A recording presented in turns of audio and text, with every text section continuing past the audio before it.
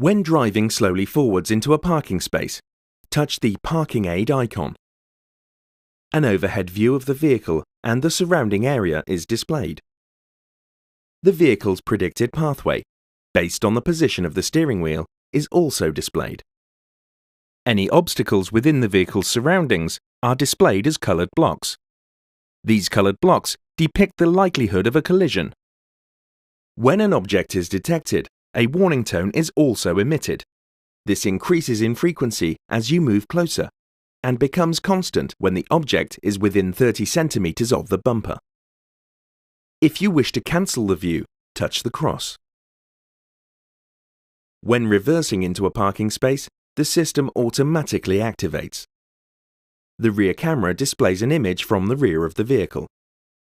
Reversing and parking guidance lines are overlaid on this image. The solid line represents the projected wheel trajectory. The dotted line is the width of the vehicle.